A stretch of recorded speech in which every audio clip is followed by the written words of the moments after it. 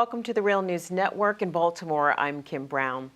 President-elect Donald Trump is expected to name the chief executive of Exxon Mobil Corporation as the country's top diplomat. This is according to numerous news reports over the weekend. This appointment, should it be confirmed, would put in place an official with close ties to the Russian government. Now, Tillerson's links with Russia, we're talking about Exxon Mobil CEO Rex Tillerson here. His links with Russia came under fire from top lawmakers on Sunday, including by fellow Republicans. John McCain, senator from Arizona, told CBS, quote, "It is a matter of great concern that he has such a close personal relationship with Vladimir Putin, and obviously they've done enormous deals together." Now, that would color his approach to Vladimir Putin and the Russian threat. So others are also questioning not only Tillerson's ties to Russia, but also the fossil fuel industry. And with us to discuss this, we are joined with Janet Redman. She is the U.S. Policy Director at Oil Change International. She's also an associate fellow with the Climate Change Program at the Institute for Policy Studies. Janet, thank you so much for being here. Thanks for having me on.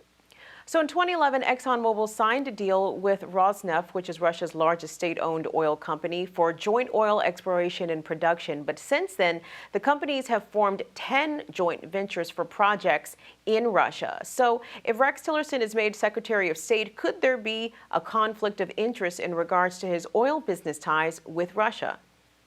Yes, there's obviously a clear conflict of interest here with the fact that Rex Tillerson has been at the helm of Exxon Mobil now for many years, having close ties with Putin and close ties with the Russian state oil company.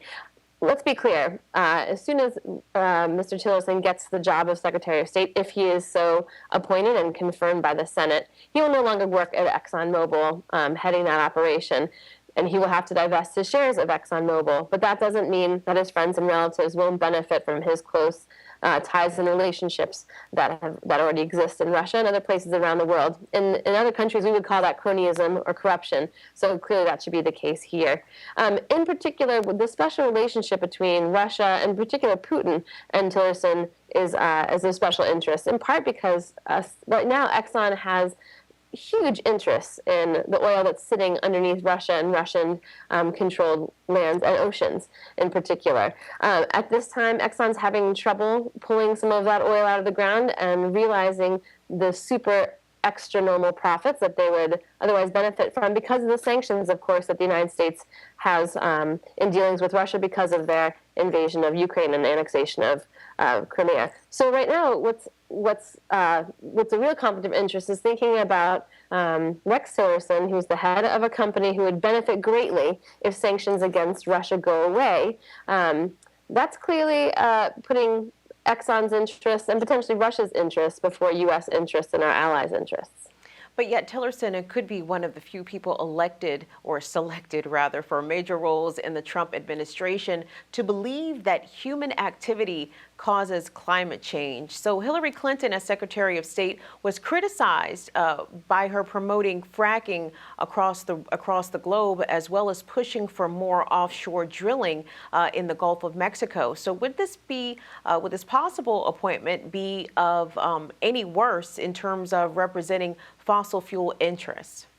I'm not sure that it could be any worse, to be honest. Let's take a look at what climate denialism means in practice as well as in rhetoric. So potentially, yes, the CEO of Exxon thinks that climate change is real, that it's human-caused, and that, for example, maybe we need a carbon tax or some kind of regulation that puts a price on carbon. But then let's look at the money and where the money is flowing. So Rex Tillerson's organization has spent millions of dollars in his time at Exxon Mobil supporting groups that are climate deniers. Just in 2015 alone, Exxon spent $2 million for given to groups like ALEC and the American Enterprise Institute to counter action on climate.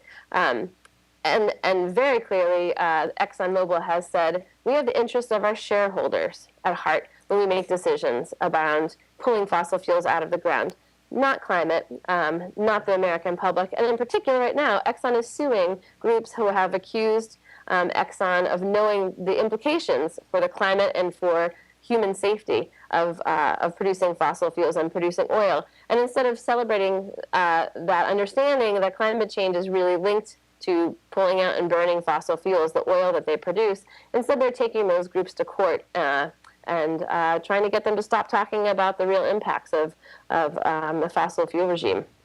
Janet, one of the more troubling stories that came out in the latter part of last week and over the weekend was the story that members of the Trump transition team sent a letter to the Department of Energy asking for the names of federal employees who have attended climate change meetings or summits or conferences of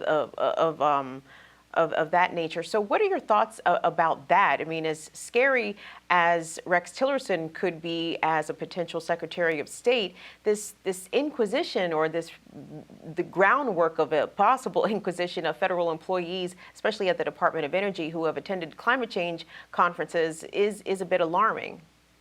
Absolutely. I mean, that is clearly stepping across any red line of keeping political interests outside of the bureaucracies and the institutions that run our government. That's absolutely unacceptable that there be a witch hunt because of people's climate beliefs, because of people's belief in the science, or because people are literally just carrying out and implementing the acts and legislation and regulations and rules that are handed down to them by the agencies for which they work.